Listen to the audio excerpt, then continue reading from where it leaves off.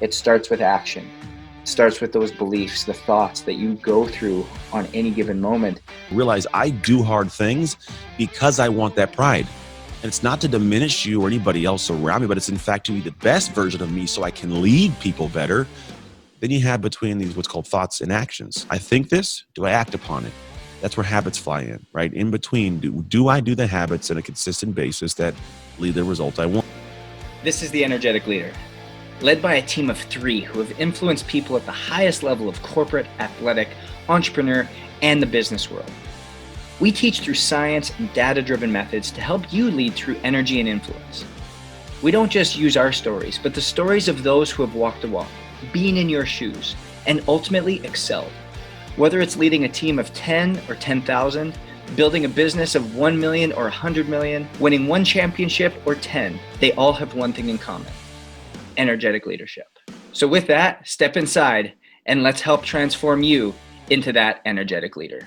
Welcome back to another week of the Energetic Leader. And guys, I'm going to tell you, I say this every week, but we have another guest that is going to bring the passion, bring the excitement, and bring tangible, actionable items for you guys to integrate into your life on a day-to-day basis to ultimately uncover that version of you and that life that you're truly setting out to be. Because we all know that sometimes in life you just get bogged down. It just becomes hard and you're trudging through sometimes a little bit of tar, and getting through that tar is ultimately what makes the sprint later on a whole lot more fun. And you guys have heard a lot of my story, a lot of the other NHL, NFL, NBA guys, Olympic athletes that we've brought on here. And no different today. We got former NFL player, standout person, Anthony Trucks. So thank you, Anthony, for spending time with us and bringing the knowledge and education to our audience that you're going to do today. Yeah, man, I'm excited. I actually agree with what you're going to say. I'm a story guy, but I'm also a takeaway guy, man. I'm big into giving people things they can actually say, oh, let me go apply that. So we're going to get some good stuff today, my man. I love it. I love it. Anthony, kind of go through your story a little bit here, and kind of, it's very different the way your NFL career went. Yeah. What you thought was going to become a much larger piece of your life ultimately wasn't. And Mhm. as a former athlete, the identity that you tie to that, the identity that you tie to yourself as, this is my value in the world, this is my value to myself, my family, my legacy, and all of a Yeah. sudden it being gone. What was that like to be able to shift gears and go and ultimately create success in another platform? Yeah. You ever watch, it's Avengers? You ever seen the Avengers, like the last one where they have to go I around mean, like, did I watch it once or did I watch it 8 yeah, times? right. I watched like 17, but you know when the Hulk goes to visit the woman to get I think it's the time stone, and Yes. like she like pushes him, and all of a sudden he's outside of the Hulk's body. Remember that part? Yes. I think that is a good like way when you feel like you've been removed from that thing you do. Like that's a way like you. It's like what? Who am I now? Like when sports is over, like you and I ended. It's like who am I? And honestly, a lot of us. And I'm not just saying me. It could be anybody. It could be former athletes, former military. I sent a kid off to college. It could have been I lost my job. The relationship fell apart. Right. Whenever we lose this thing we've been working for and pretty much given our soul to, we lose a lot. And I've akin this to kind of like being like an apple. Like it's a fruit of our labor, right? Fruit of our labor. We've been doing it. Falls off the tree, and like any kind of fruit, it falls off the tree, lands on the ground. It doesn't rot immediately. It can last a little bit, right? So like it can get picked up by the farmer, taken to the store. I can grab it from the store, take it to my house, set up my counter. But eventually, eventually, it just rots, and that's how we feel, right? Just And this is the thing that took a lot of years for me post football to figure out is when I look at that fruit and I felt horrible, it affected some things negatively. And I realized that we have never been the fruit. We've always been the tree. And for me, when you lose sight of that tree, man, you put it in the wrong soil, wrong people, wrong place, wrong different things, right? You don't give it the nutrients it needs, so it dies, and you can't create fruit.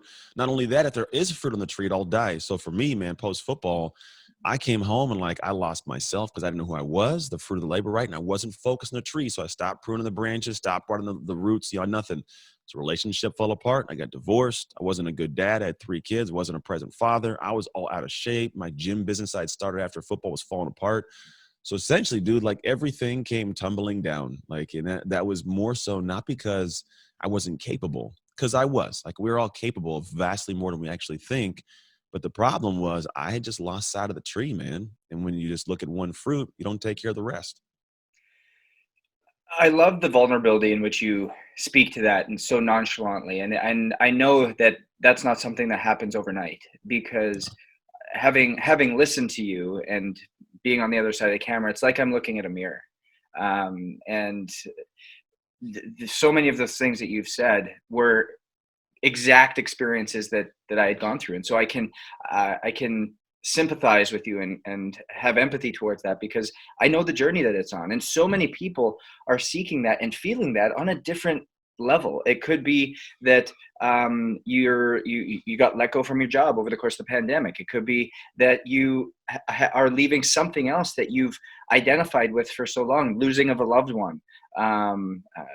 My mother, for example, was extremely close with her mom, and she passed away in November, and was really her caretaker for the last year, Yeah. and had pretty much stopped her life to care for her. And all of a sudden, that's gone, and that's a missing piece of identity. It's a missing piece of what you Yeah. were doing for so long. Mhm. And I love the analogy that you gave of, it's not the fruit, it's not the external things, it's not the things on the outside that are present, but rather that tree has never changed. That tree is Mhm. you. And Yeah. that tree is what's rooted in deep. And so, what was it for you that was able to ultimately bring that back to fruition, for lack of a better term? Yeah. Right. Growth of the And tree. yeah, Yeah, and dude. really be able to get back to that tree, and start looking after and nurturing it to bring out the better version of Anthony Trucks. Yeah, man. Oh, well, unfortunately, all the fruit died before I figured it out. You know, that's how it is. So, I mean, I grew up in a situation where I was like adopted at, 14. I was in the system for 11 years of foster care, and like a really heinous system. Grew up in a really poor all white family, had a kid at 19 years old, and like a whole bunch of weirdness. And so it happened. I pushed through, got a college scholarship, played in the NFL, and I get to this point. So like, it's odd. That moment of time, like, life sucked when everything started sucking, because I got to the peak, right? Statistically, I should have never got the NFL. Then it comes crashing down. I'm like, if this is life after football, like, I don't want this. I won't be here, man. Like, I literally was like, I don't want to be here anymore. Like, that was like at a certain level, a certain point. And thankfully, I never took any actions to like leave this planet, intentionally. And I just I wallowed, dude. I call it a fog.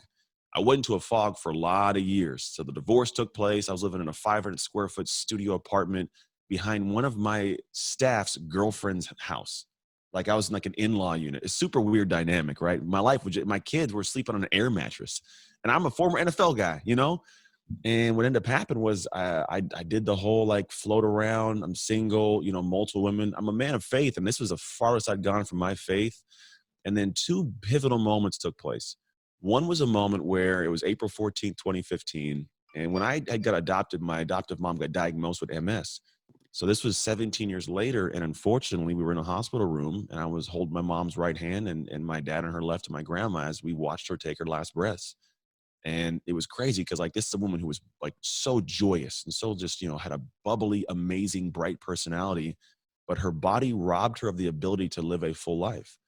And I'm sitting here and I'm in a fog and I can do things. I was like, well, how am I going to let this woman who honestly loved me past crazy? Statistically, I am who I am because of her, a lot of it. I'm just going to sit here and let this like woman die and not do something great for life. And it like unsettled me in a good way. I was like, I can't keep doing this. I was like 3 years deep in the fog, man, just surviving, doing craziness. I was like, no, I got to figure this thing out. And so that moment was a big catalyst of me going somewhere. But here's the thing. I wish I could say it turned around. I wish I could be like, that was the thing that all of a sudden, right? Took for me, literally another 2 years before I woke up. And I say that because I want people to grasp that it's not always, like this was the moment. It's not always how it is. And for me, it ended up, I was doing the same thing. I was, partying, hanging out, and I was still trying to fill that gap of like, trying to feel like I mattered. And I remember I got this, like my businesses were always up and down. And at one point I got this good gig to go to Russia and present to Russia, met some people, met a woman, didn't even speak my language, ended up having conversations. When I came back, I flew her back. And it was a thing like New Year's Day 2016. This was the thing. And this is one where I say it like transparently. And I don't say this being proud, But I remember like she was there for a couple days and we had bought like a 20 pack of condoms. And in like 3 days, we'd gone through 16. And it's not something I'm like, yeah, in any way, man. It was like, even saying that now makes me feel ashamed. Because I remember New Year's Day, I woke up and I rolled over. I couldn't speak English to her. I couldn't speak a word. It was all physical. I went in the bathroom and I caught a glimpse of myself in the mirror. And it was like this ultimate wave of just shame, man. Like I got two boys and a daughter, and I was like, I would absolutely never want my daughter to be with a man like me. I would be sick if my boys became men like me. My mom, who had passed, would not approve of this, and my God would let me into heaven. And that was honestly the moment I was like, something's got to change, dude. Like, so I got to figure this out. And this was the first time I reached into the step of like, what's going on? And I realized I am the common denominator in all my problems. It's me. Like, whether it was the relationship fell apart or the business or not being a present dad or I'm out of shape, like all of it, I'm like, dude, you are dead center at all those problems, man. And so it turned into this path of me cutting everything off. Like literally, it was the first time I started working the soil for that tree. I wasn't working on the tree just yet. I was like, let me work on the soil first, cut women off, get it all out of the way, focus on ant. And then I went to the tree. And that's a hard journey, man. Like going back, I mean, I'm assuming I don't have a green thumb, but I'm assuming like bringing something back to life, like that can't be easy. It takes a lot of watering. And what that watering looked like for me was like ownership of a lot of different things, man. My wife and I's marriage, I blamed a lot on her, and I had to find areas where I was like, no, that was partly me, right? Eat that, just own it. I had to go take, had hard conversations with people in my life. I had to own up a lot of stuff. And in doing so, I started taking way different actions. And I realized the man that I wasn't the man I had to be forever. I could add opportunity, I believe, to shift my identity to another level. And it happens through actions. So I started doing stuff that did not, I'm telling you right now, I'm like, I don't even know why I did it, Justin. I just like, I'm going to do this. It was, you know what it was? My heart knew it was right. My gut didn't want to do it. When your heart knows it's right and you're fighting your gut, do what your heart knows is right. It's going to suck, and it does, but that is the only thing I can tell you that was a big catalyst. Because fast forward from that moment, 10 months later, my business picks up. I'm in good shape. My marriage, 3 years divorced, my marriage gets back. Like I'm back in an amazing marriage right now. Kids have their father. Like my life is smooth. We've been at this for the last, as a 2016, we're going on, 5-ish years of life being so much different than I genuinely could ever imagine. So like the moments pass and everything goes downhill. Like I'm telling you, dude, that was the journey that is the only journey I can attest to bringing me here. But I'd like, it's a lot of muck. It's the muck. It gets literally seriously gets harder before it gets better. Going back to that moment in that hotel room, was it like an immediate action? The moment that you saw your glimpse of yourself, spoke those words to yourself, and left, was it that day that you took action and started to create that change? Or did it take more time to be able to get into it and get going, but that was the catalyst that kind of pushed you there? Started.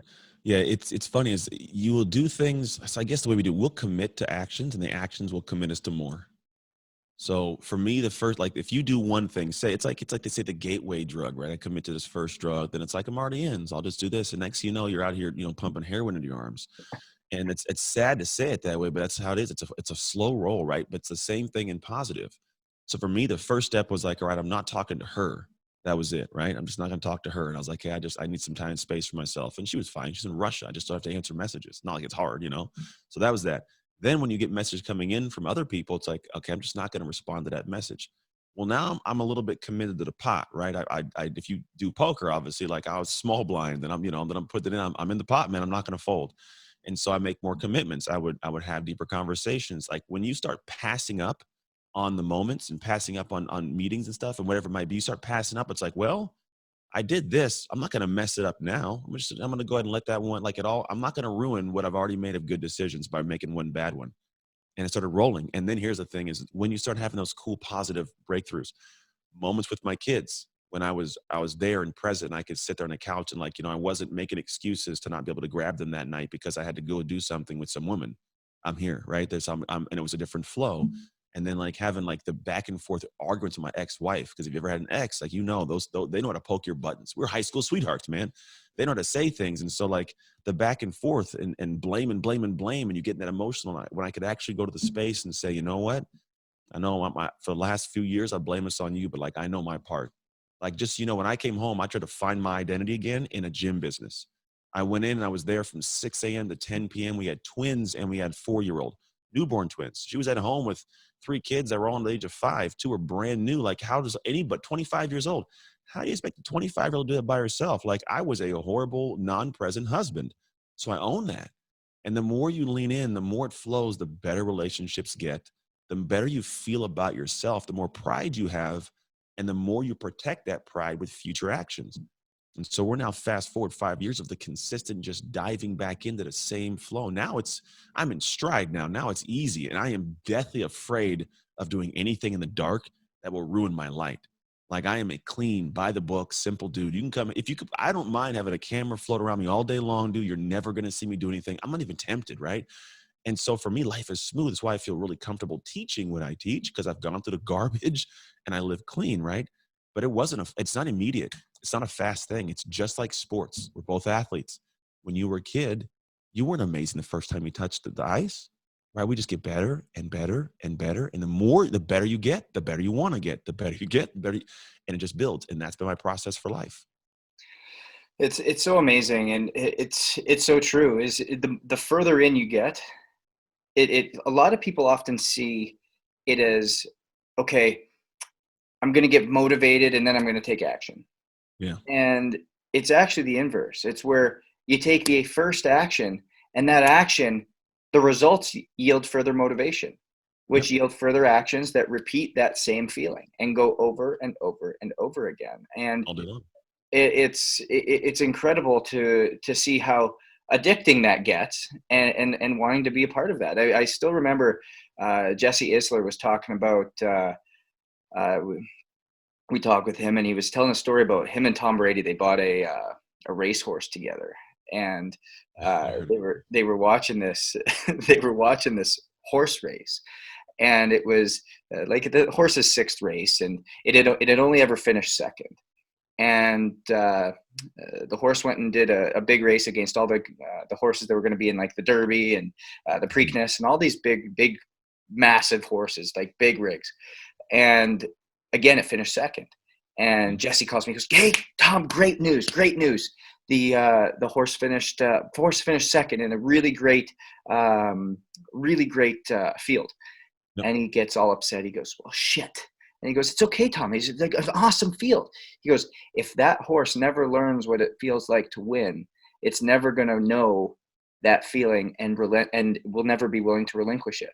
And that's Yeah. just like what you're talking about is if you don't know what that feeling is like to do it differently, you will never know what else you can do to become a better version, a fuller version of yourself. 100%, man. You got to get there.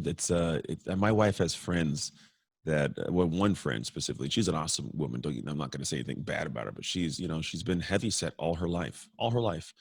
And for years, I mean, a decade, my wife been trying to get her to get in shape. I owned a gym for a long time, couldn't get her to get in shape. My wife would help her work out, all these things, couldn't get her to do it. And my wife was like, "Why won't she do this?" And I came to realization, she's like, "You know what? Because she doesn't know what it's like to be skinny or in shape. She's never experienced that. Therefore, it's not an emotional tie. All she knows is what she knows. And when you don't have an emotional tie to it, it's hard to want that. Like for example, a kid when they first taste sugar, you give them a little piece of cake. They don't want the lollipop. They see a lollipop. Okay, a lollipop. You taste it. Oh, they go reaching for it, right? I want this because now they know and they'll cry to get it. That's what people have to have. But like you said, you can't wait to get motivated to get there. You kind of got to fall in love with the process that it takes to get there, even if the process sucks. Completely. And tie it to your passion, tie it to your purpose, tie it to something deeper, that emotional connection that you were talking about. Yeah. After you started to see this change, after you start to dive in and truly own it and move forward in that new direction, what did you start to notice about the way that you were able to lead and the way in which you were able to show up for those around you?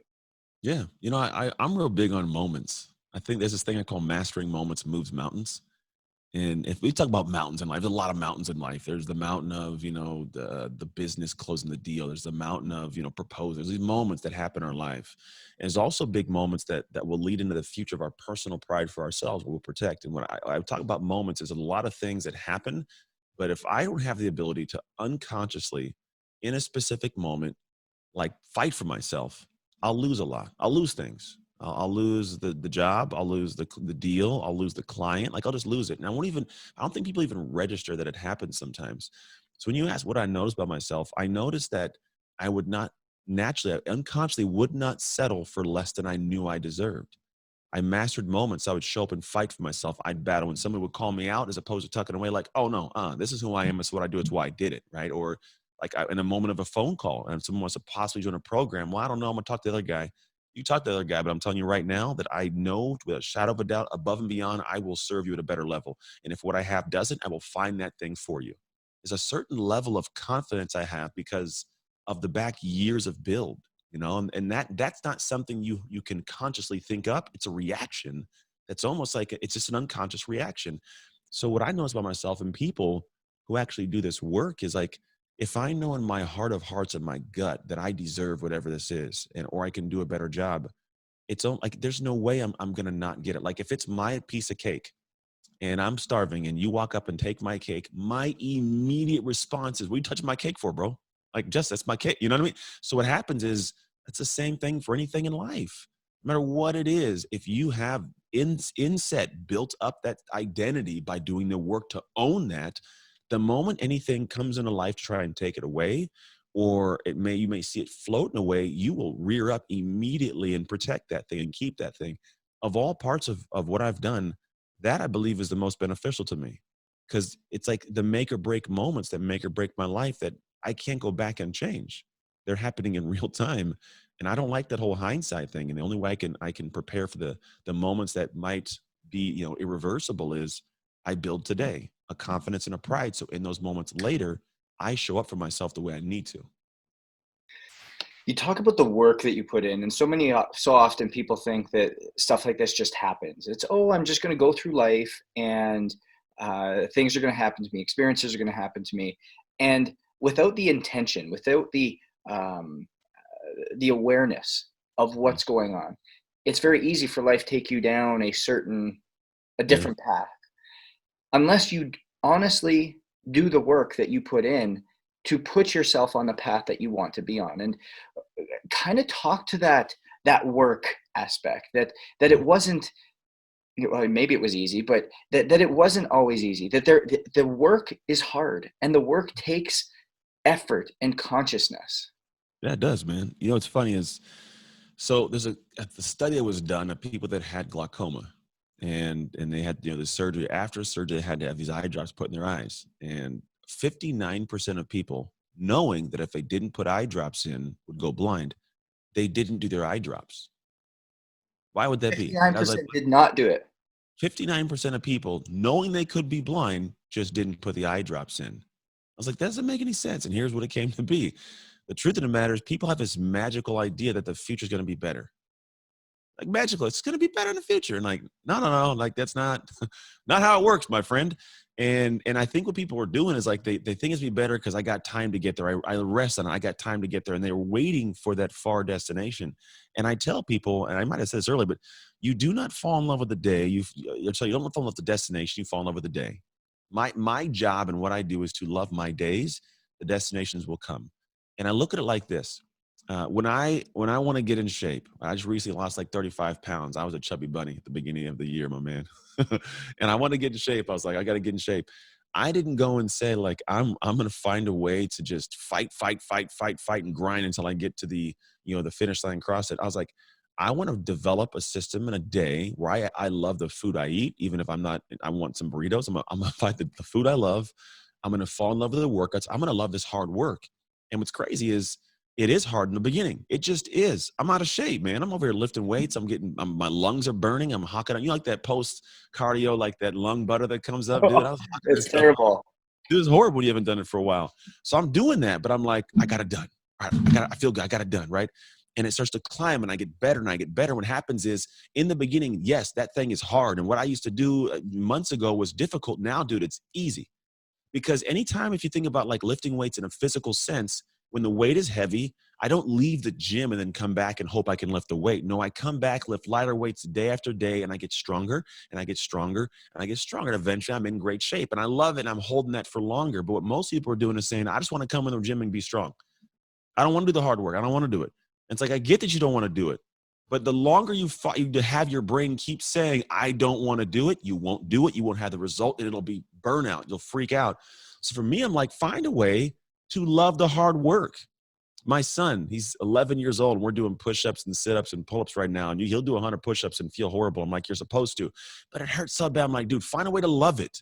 Find some way. I'm telling him, like, think about things. Think about if you get 100 push-ups, you'll give yourself an extra 10 minutes of a video game, or you get to go hang out or do something.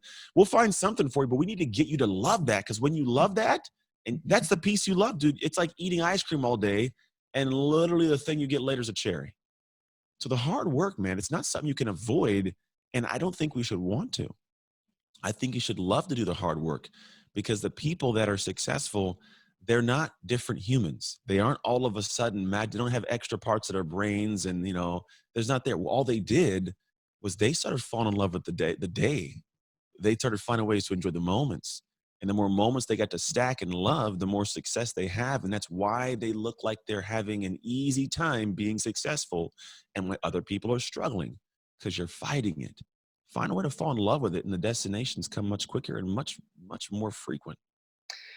I literally just did a massive piece of content on that, and it's called The Rant, There you and go. put it out. So I'll have to send it to you after, because it's like literally verbatim what you were just talking about. And you talk about being able to fall in love with the day, and the destinies will come, the destinations will come. How has that been able to parlay now over into the way that you parent your kids, the way you show up as a father, Yeah. and as a partner, as a spouse, and ultimately as an entrepreneur for your team? Yeah. I think there's two sides of the coin, because there's a way that I interact with them, and there's a gift that I'm giving them that they don't know just yet.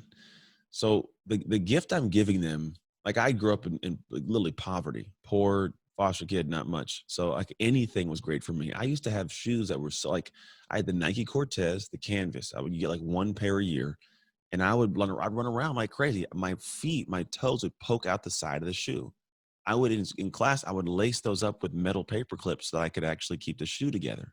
Like, this was my life. My kids, they got ridiculous stuff. So my thing is, I do not rob my kids of their hardships, because they don't have that kind of lifestyle. And the gift I'm giving that they don't know right now is that I make their life hard on purpose. Like, I make them do things on purpose that they don't want to do. I'm like, go do that. Why? Because I said, damn it, figure it out. And the reality is I don't want them to get to the back edge of their life, right? Whether it's their teenage years or their early teens or early 20s. I would have done a horrible job if I set them out into the world without the ability to problem solve and to enjoy doing hard work. Give some Respect. examples of that. So for example, my kids, they want, nice new stuff to go play sports. My son wants a baseball bag or something, right? Or cleats. I'm like, cool. So we'll have them actually work to go half, right? And working isn't like go to a job, right? It's, let them have you do specific work. So it may be somewhere in the house. We're tracking hours. I want them to understand the value of a dollar. So whatever our minimum wage is, you're doing that many hours of work to get that. 100%, dude. Like, so go in the backyard, pick up dog poop for an hour. Yes. Find it for an hour. Or go in the front yard. I want you to clean up the little areas, sweep things around for an hour. Yes, for an hour. Or we stack it. They're having to learn what it takes to do something and feel proud to get it. Because if not, a lot of these little rich kids, they don't realize what a dollar takes to earn, right? And then on top of that, problem solving. When my kids come to me, like, seriously, homework, they want, okay, Dad, what's the answer to this? I'm like, I'm not doing your homework. If I need help with that, I'm not doing it. What do you mean? I'm not, no, I want you to go over there and think it through. If you come to me with a question that you absolutely cannot answer, then I'm going to help you. But if it's something that I can't answer, just know that I'm not going to help the rest of the day. You will go to school and get in trouble. But the teacher says it's got to be done tomorrow. Cool. Better ask the teacher.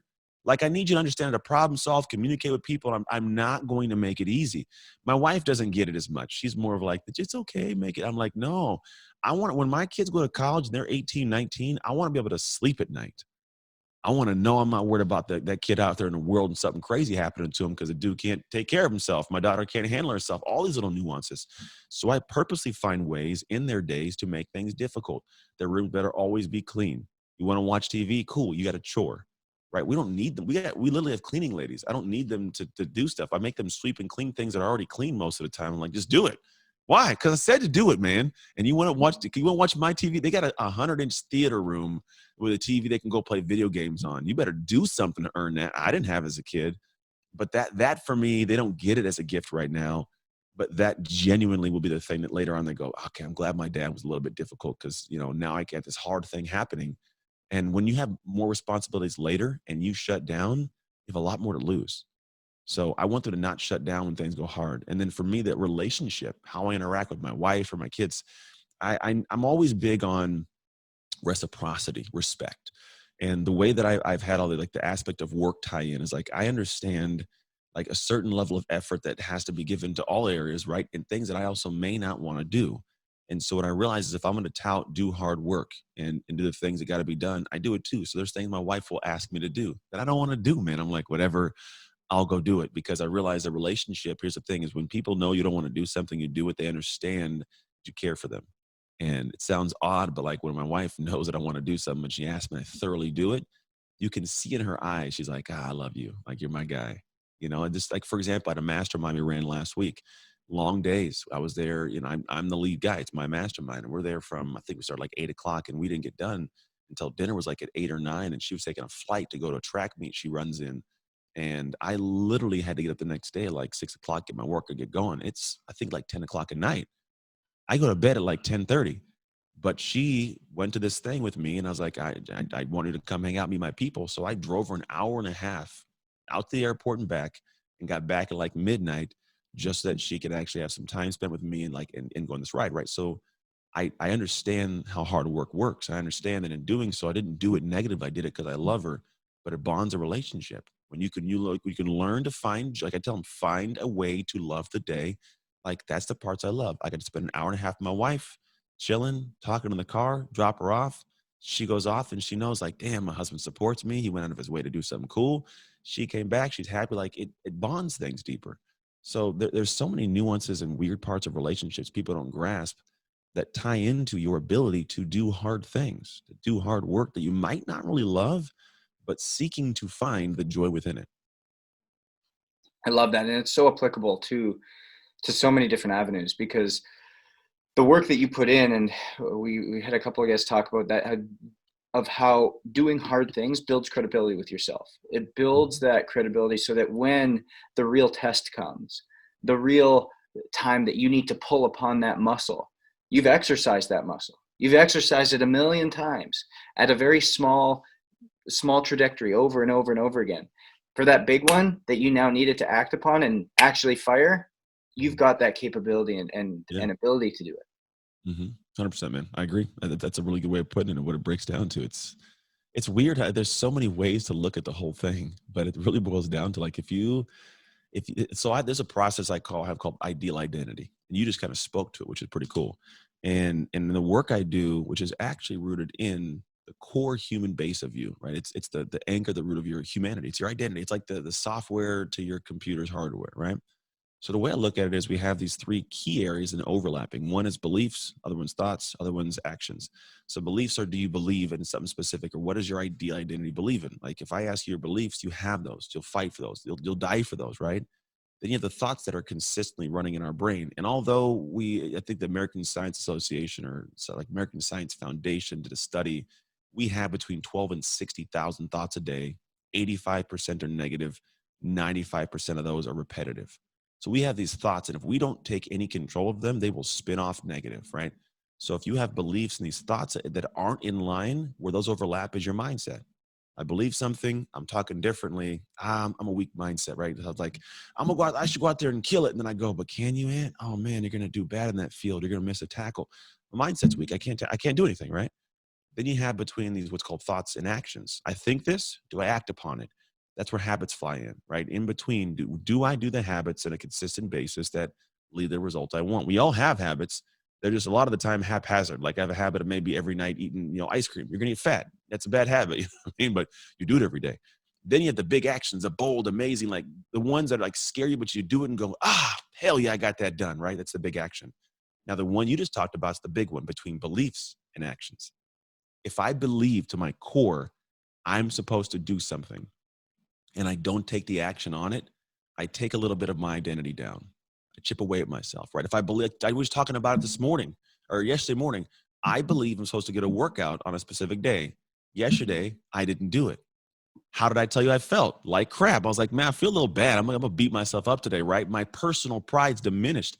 I would be no good in a sales call right now because I'm like, part of me is like, I don't believe in myself. It sounds super odd, but I'm so presently and intimately attached to it that I realize I do hard things because I want that pride.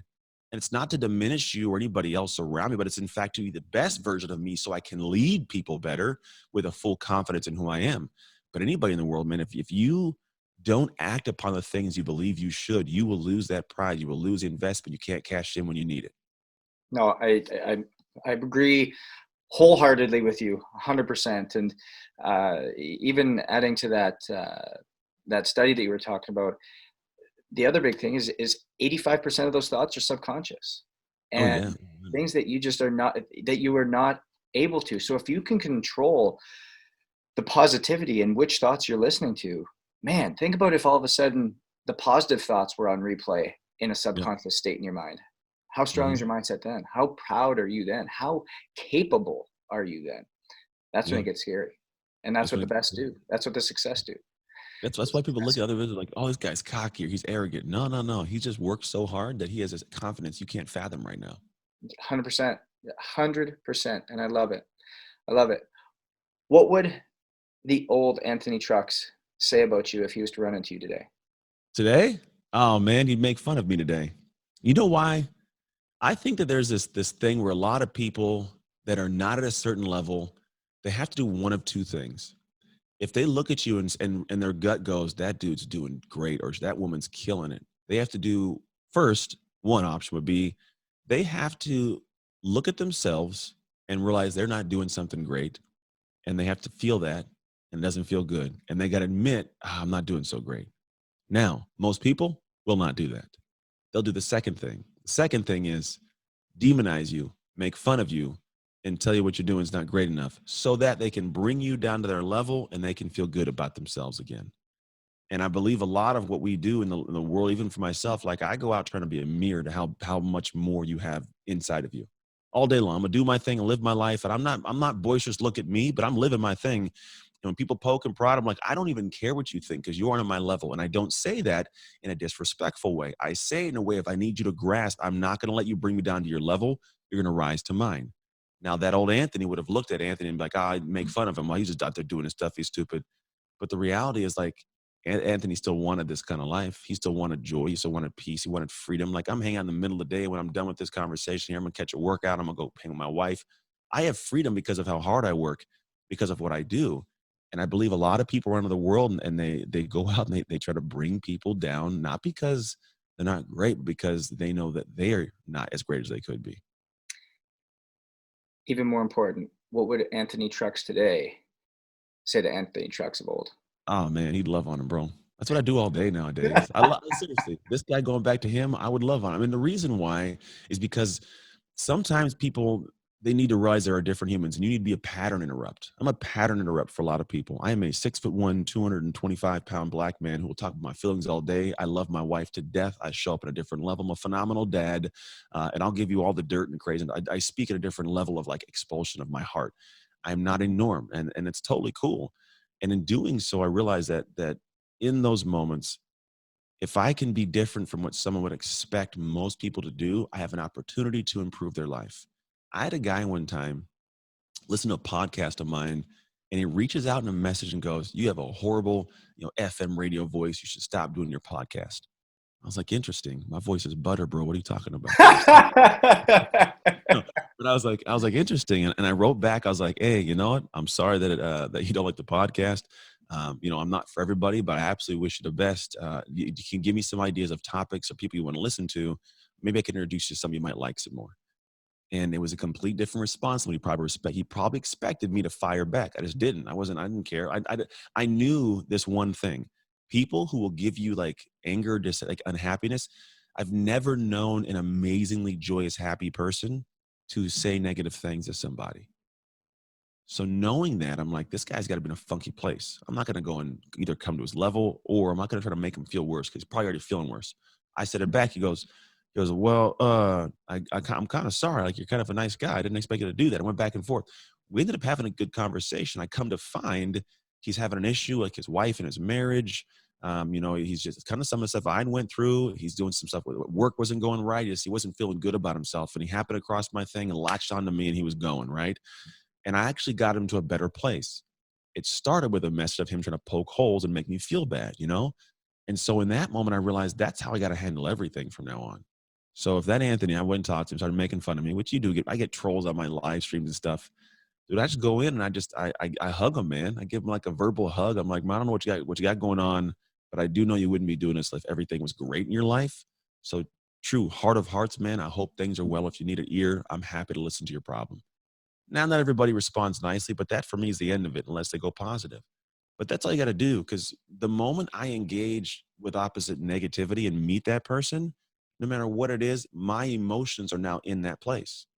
And I don't like being in that place, Justin. I like being happy.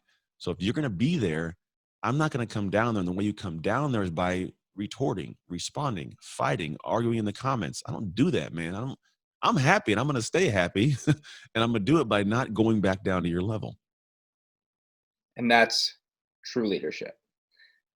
I love it. I absolutely love it, Anthony. Where can people engage with you? Where can people find you? Where can people engage further with you? Yeah, man. You can go to Instagram. I'm on there all day long. I mean, not all day. It's like the place. That's like the hub. When I get on and I open up the apps for social first, it's always Instagram, and I'm commenting there. The other one's a little slower to get to. And then if someone wants to know about the work that we do and how we have something called the shift method, which allows people to shift into a vastly different identity. That is what I call a prolific executor, someone that gets more done in less time with more joy and less frustration. You can go to yourlifeelevated.com and find out more about it. I absolutely love it. Last question we ask every single guest that is on this show, because again, it's always better to serve than it is to take. Mm-hmm. Our audience is full of action takers. We are full of action takers. What can our audience do for you? For me, oh man, just go. That's a great. I know I was gonna go just now. I'm like, what do you have me do? Nothing, man. You know what? I'm dead serious. If this episode resonated in any way, if anything I or Justin said, I ask that you share it. Like I live in a place, in a space internally where I got a business that runs, and I have abundance, and I'm happy, and I'm truly like I just want people to be happier.